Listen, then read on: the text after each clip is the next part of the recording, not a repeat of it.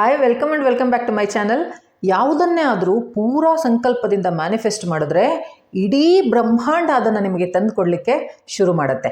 ಈಗ ಸಮಯ ಬಂದಿದೆ ನೀವು ನಿಮ್ಮ ಮ್ಯಾನಿಫೆಸ್ಟೇಷನನ್ನು, ನಿಮ್ಮ ಕನಸುಗಳನ್ನು ಪೂರ ಮಾಡ್ಕೊಳ್ಳೋದಕ್ಕೆ.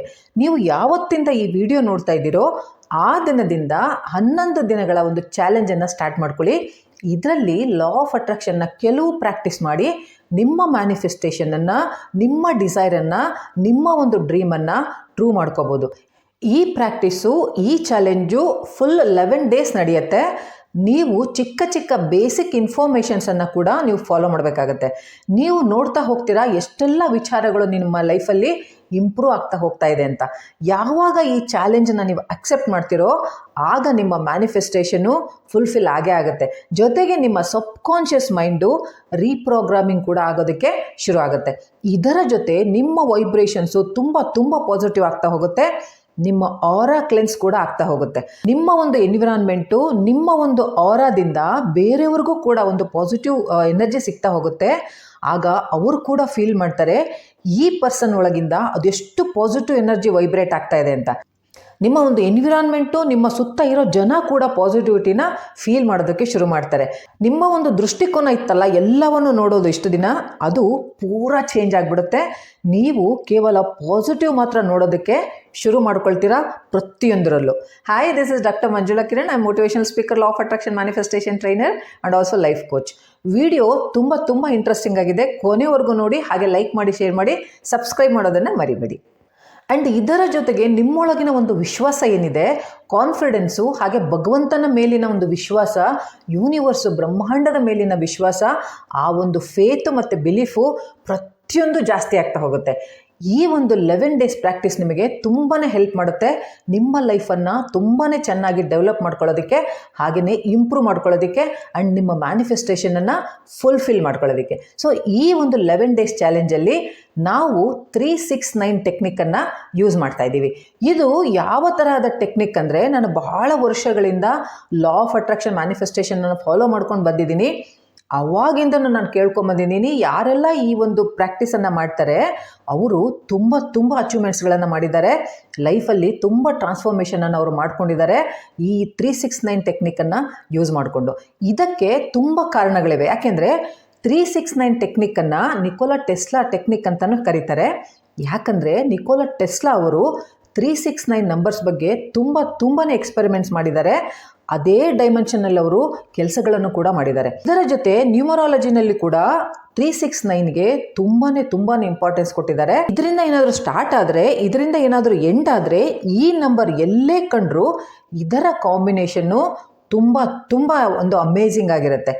ಯಾವಾಗ ಈ 3 ನಂಬರ್ ಒಟ್ಟಿಗೆ ಬರುತ್ತೆ, ಅರ್ಥ ಮಾಡ್ಕೊಳ್ಳಿ ಮ್ಯಾಜಿಕ್ ಸ್ಟಾರ್ಟ್ ಆಗಿದೆ ಅಂತ. ಈ ಒಂದು ಮ್ಯಾನಿಫೆಸ್ಟೇಷನ್ ಟೆಕ್ನಿಕ್ಕು ತುಂಬ ಪವರ್ಫುಲ್ಲು. ಅದಕ್ಕೋಸ್ಕರನೇ ಈ 11 ಡೇಸ್ ಪ್ರಾಕ್ಟೀಸಲ್ಲಿ ನಾವಿದನ್ನು ಆರಿಸ್ಕೊಂಡಿರೋದು. ಈಗ ತಿಳ್ಕೊಳ್ಳೋಣ ಏನು ಮಾಡಬೇಕು ಅಂತ. ಮೊದಲು ನೀವು ಕ್ಲಿಯರ್ ಆಗಿ ಥಿಂಕ್ ಮಾಡ್ಕೋಬೇಕು ನಿಮಗೆ ಏನು ಬೇಕು ಅಂತ. ಆ್ಯಂಡ್ 11 ಡೇಸು ನೀವು ಮಲ್ಟಿಪಲ್ ಅಫರ್ಮೇಷನ್ಸ್ನ ನೀವು ಸೆಲೆಕ್ಟ್ ಮಾಡ್ಕೋಬಾರ್ದು. ಒಂದೇ ಒಂದು ಹೈಲಿ ನೀಡೆಡ್ ಅಫರ್ಮೇಷನ್ ಏನಿದೆ ಅದನ್ನು ಸೆಲೆಕ್ಟ್ ಮಾಡ್ಕೊಳ್ಳಿ. ಯಾವಾಗ ನೀವು 11 ಡೇಸ್ ಮ್ಯಾನಿಫೆಸ್ಟೇಷನನ್ನು, ಚಾಲೆಂಜನ್ನು ನೀವು ಅಫರ್ಮೇಷನ್ ಜೊತೆಗೆ ಕಂಪ್ಲೀಟ್ ಮಾಡ್ತೀರಾ, ನಿಮಗೊಂದು ರೋಡ್ ಮ್ಯಾಪ್ ಅರ್ಥ ಆಗುತ್ತೆ ಹೇಗೆ ಲೈಫಲ್ಲಿ ಚೇಂಜಸ್ ಆಗ್ತಾ ಇದೆ ಅಂತ.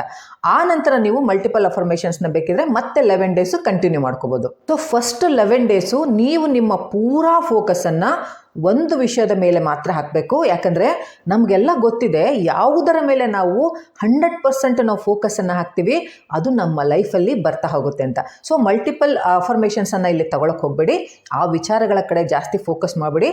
ಒಂದೇ ಒಂದು ತುಂಬ ಇಂಪಾರ್ಟೆಂಟ್ ಅಂತ ನಿಮಗೇನು ಈ ಕ್ಷಣದಲ್ಲಿ ಅನ್ನಿಸ್ತಿದೆ ಅದರ ಬಗ್ಗೆ ನೀವು ಅಫರ್ಮೇಷನ್ನ ರೆಡಿ ಮಾಡ್ಕೋಬೇಕು. ಈ ಅಫರ್ಮೇಷನ್ ಹೇಗಿರಬೇಕು ಅಂದರೆ, ಒಂದು 2-3 ಮಂತ್ಸ್ ಒಳಗಡೆ, ಮ್ಯಾಕ್ಸಿಮಮ್ 6 ಮಂತ್ಸ್ ಒಳಗಡೆ ನನಗಿದು ಬೇಕೇ ಬೇಕು ಅನ್ನೋ ಒಂದು ವಿಚಾರದ ಮೇಲೆ ನೀವು ಅಫರ್ಮೇಷನ್ಸ್ನ ಸೆಲೆಕ್ಟ್ ಮಾಡ್ಕೋಬೇಕು. ಇದು ಕ್ಲಾರಿಟಿ ಇರಬೇಕು ನಿಮಗೆ ಏನು ಬೇಕು ಅನ್ನೋದು. ನಂತರ ಅದರ ಬಗ್ಗೆ ಒಂದು ಅಫರ್ಮೇಷನನ್ನು ರೆಡಿ ಮಾಡ್ಕೋಬೇಕು. ಅಫರ್ಮೇಷನ್ಸ್ ಹೇಗೆ ಬರೆಯೋದು ಅಂತ ನಿಮಗೆ ಗೊತ್ತಿದೆ, ಅದು ಪಾಸಿಟಿವ್ ಆಗಿರಬೇಕು.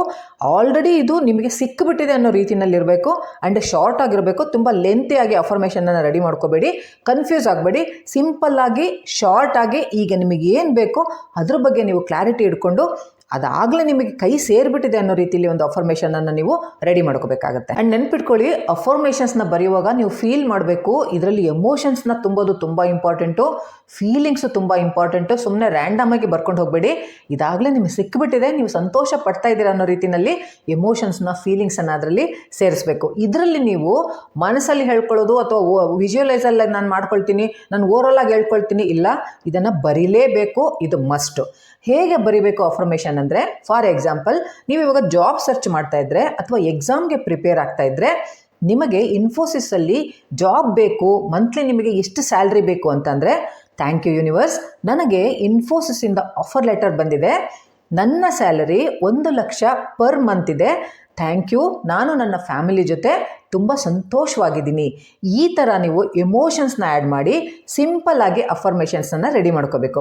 ನೀವು ಯಾವುದೇ ಎಕ್ಸಾಮನ್ನು ಕ್ಲಿಯರ್ ಮಾಡ್ಕೋಬೇಕು ಅಂತ ಇದ್ದರೆ, ಥ್ಯಾಂಕ್ ಯು ಯೂನಿವರ್ಸ್, ನಾನು CA ಎಕ್ಸಾಮನ್ನು ಕ್ಲಿಯರ್ ಮಾಡಿದ್ದೀನಿ, ನನ್ನ ಡ್ರೀಮ್ ಲೈಫನ್ನು ನಾನು ಜೀವಿಸಲಿಕ್ಕೆ ಸ್ಟಾರ್ಟ್ ಮಾಡಿದ್ದೀನಿ, I am very happy, thank you universe. So ಹೀಗೆ ಯಾವುದೇ ಎಕ್ಸಾಮ್, ಅಥವಾ ಅದು IAS ಆಗಿರ್ಬೋದು, ನೀಟ್ ಆಗಿರ್ಬೋದು, UPSC ಆಗಿರ್ಬೋದು, ಯಾವುದೇ ಎಕ್ಸಾಮ್ ಆಗಲಿ, ನೀವು ಇದನ್ನು ಈ ರೀತಿ ಅಫರ್ಮೇಷನನ್ನು ನೀವು ಫ್ರೇಮ್ ಮಾಡ್ಕೋಬೇಕು.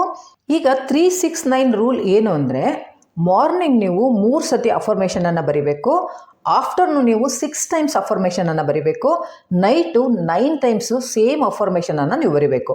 ಇದನ್ನು ಬರೆಯೋದಕ್ಕೆ ಫಿಕ್ಸ್ ಟೈಮ್ ಅಂತ ಏನಿಲ್ಲ, ಬಟ್ ಮಾರ್ನಿಂಗ್ ನೀವು 6-7 ಗಂಟೆಯಿಂದ 10 ಗಂಟೆ ಒಳಗಡೆ ನೀವು ಮಾರ್ನಿಂಗ್ದ ರಿಚುವಲ್ ಮುಗಿಸ್ಬೇಕು. ಮಧ್ಯಾಹ್ನ ನೀವು 12 ಗಂಟೆಯಿಂದ 4 ಗಂಟೆ ಒಳಗಡೆ ರಿಚುವಲ್ನ ಮುಗಿಸ್ಬೇಕು. ರಾತ್ರಿ ನೀವು 7 ಗಂಟೆಯಿಂದ 12 ಗಂಟೆ ಒಳಗಡೆ ನೀವು ಈ ರಿಚುವಲ್ನ ಮುಗಿಸ್ಬೇಕು.